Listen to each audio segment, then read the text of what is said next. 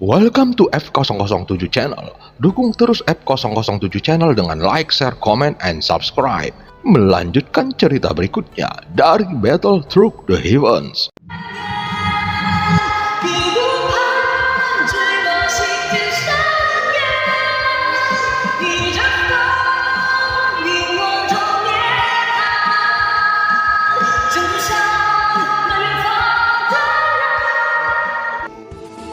Selamat beraktivitas dan terima kasih atas dukungannya selama ini. Semoga semua sobat F007 selalu diberikan kesehatan dan rezeki yang berlimpah. Amin ya robbal alamin. Pada part sebelumnya, Xiaoyan mulai menginterogasi Yang Hongxuan, namun dia memang tidak mengetahui apapun. Saat bertanya pada Yongdong, Xiaoyan juga tidak mendapatkan jawaban. Namun dia teringat akan sesuatu dan menduga bahwa Yuyanlah yang berada di balik semua ini. Xiaoyan juga belum menemukan alasan sebenarnya dari sosok nomor 4 mengumpulkan begitu banyak orang kuat di sini. Bagaimanapun dengan kekuatannya, bukan hal yang sulit baginya untuk mengumpulkan 6 segel di token reruntuhan kuno Dewa Abadi dan Iblis. Jika dia menggunakan giok sebagai sarana tata letak atau untuk menyelesaikan beberapa hal, maka yang terpenting adalah mengubah arah perkembangannya, seperti Xiaoyan yang datang ke gerbang kuno karena dua raja roh. Namun itu juga karena bantuan Yuyan yang secara tidak disadarinya terlibat dengan klan dewa asli dan Jimmy. Tidak peduli apa tujuannya yang sebenarnya, setidaknya untuk saat ini, Yuyan sudah banyak membantu Xiaoyan dan semuanya sangat bermanfaat baginya. Setelah memasuki gerbang kuno, itu juga memungkinkan Xiaoyan berhasil menerobos dewa asli alam leluhur dan membuat avatar dewa asli, membangkitkan garis keturunan dewa asli super raksasa, sehingga kekuatan Xiaoyan telah meningkat pesat. Dia juga telah mengalahkan satu demi satu orang-orang kuat yang datang dari langit. Tiba-tiba ada fluktuasi aneh dari istana Su dan saat berikutnya terdengar suara ledakan. Semua orang dapat melihat beberapa guntur yang menyapu dan jatuh dari langit. Seketika guntur itu tiba-tiba menyapu area di sekitarnya. Bersamaan dengan itu, penguasa istana Su yang ada di aula utama secara perlahan tampak bangkit kembali. Kemudian dia berdiri dan merentangkan tangannya. Segera guntur berkumpul ke arahnya dan dia tampak seperti penguasa guntur. Kalian semua bajingan, aku akan membuat kalian berubah menjadi abu di bawah gunturku. Penguasa istana Su langsung berteriak dan melihat ke sekeliling. Pada saat yang sama, di atas kepalanya tampak awan guntur besar yang berkumpul, sehingga memancarkan fluktuasi aura yang kuat dan menakutkan. Tepat ketika penguasa istana Su tertawa terbahak-bahak, gemuruh guntur berangsur-angsur menghilang dan langit menjadi sedikit redup. Jika diperhatikan lebih detail, seseorang dapat melihat ada sosok yang muncul di ujung. Dia perlahan mengangkat tangannya, sehingga awan guntur di langit tiba-tiba mulai bergerak. Saat menyadari adegan ini, tawa penguasa istana Su tiba-tiba berhenti. Bagaimana kamu bisa mengendalikan gunturku? Penguasa istana Su segera mengangkat tangannya, mencoba mendapatkan kembali kendali atas awan gunturnya. Namun tiba-tiba seberkas cahaya turun dari awan guntur. Di antara banyak mata yang menyaksikan, kecepatan cahaya ini sangat mencengangkan. Semua orang dapat melihat bahwa guntur ini langsung turun dan menghantam penguasa istana Su. Guntur yang muncul segera mengelilingi sosok itu, seolah-olah dia adalah penguasa guntur yang sebenarnya. Tentu saja sosok ini adalah Xiaoyan. Dia sangat kuat.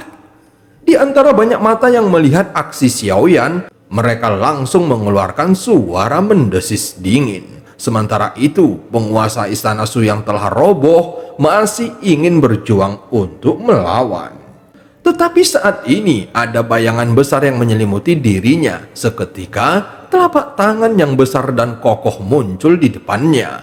Sebelum penguasa Istana Su sempat bereaksi, jari-jari Xiaoyan yang besar tiba-tiba tertutup. Bahkan pada prosesnya, tidak ada teriakan yang terdengar dan dia langsung hancur berkeping-keping. Dia membunuh penguasa Istana Su kurang dari 10 nafas. Kalian seharusnya mengetahui bahwa kekuatan penguasa Istana Su berada di tahap ke-9 keabadian Kaisar. Namun dia memusnahkannya seperti semut.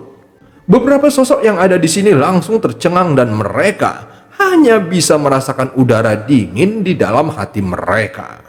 Saat berikutnya, seberkas cahaya muncul dan Xiaoyan segera mengeluarkan token reruntuhan kuno Dewa Abadi dan Iblis. Itu langsung menyerap seberkas cahaya dan saat cahayanya tenggelam ke dalam tokennya, terlihat ada segel emas ke-6 yang tiba-tiba muncul. Namun ketika segel emas ke-6 muncul, tiba-tiba dunia besar ini berguncang seperti gempa bumi. Xiaoyan segera memasukkan token reruntuhan kuno Dewa Abadi dan Iblis ke dalam cincinnya. Dia tampak terdiam sejenak dan merasakan kekuatan fisik dewa asli alam leluhur yang luar biasa dan sungguh menakjubkan. Dia akhirnya membuktikan bahwa kekuatannya bisa dengan mudah menghancurkan keabadian Kaisar Langkah ke-9. Namun di atas alam leluhur masih ada alam kuno. Setelah berhasil menerobosnya, dia akan menjadi dewa kuno. Tentu saja Xiaoyan tidak bisa membayangkan seberapa mengerikannya kekuatan dewa kuno ini. Sejauh ini, tubuh fisik dewa asli telah memberinya terlalu banyak kejutan. Di saat yang sama, itu juga memberi Xiaoyan kemampuan untuk melawan keabadian para dewa. Namun dia berpikir tampaknya ini hanya mampu melawan keabadian para dewa tingkat pertama. Faktanya, Xiaoyan tidak tahu berapa batas kekuatannya saat ini.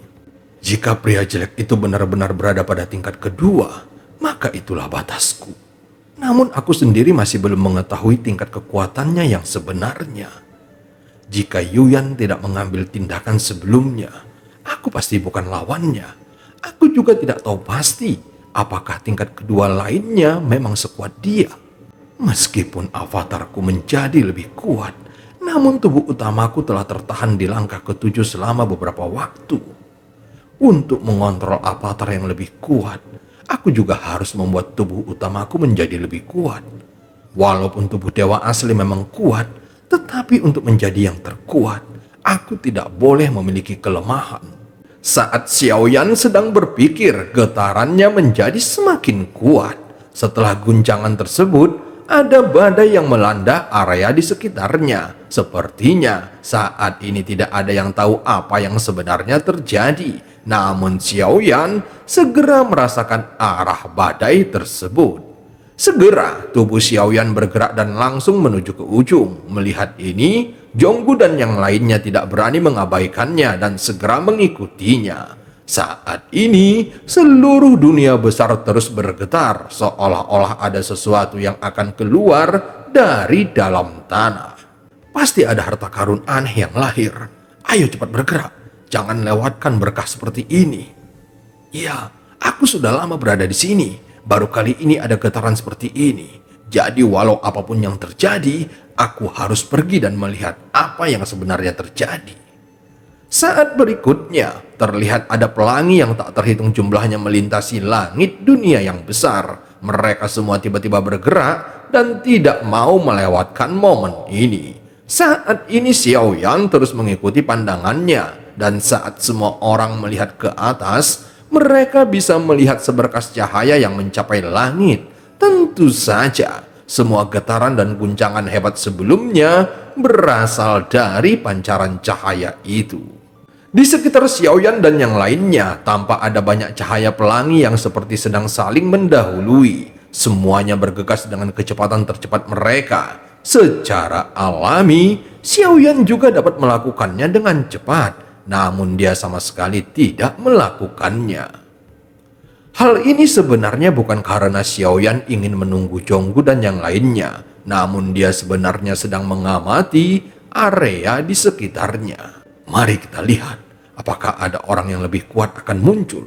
Bagaimanapun, orang-orang kuat dari seluruh dunia telah berkumpul di sini. Meskipun Xiaoyan tidak menemukannya selama berada di sini, itu bukan berarti tidak ada. Jadi lebih bijak jika Xiaoyan tetap harus berhati-hati.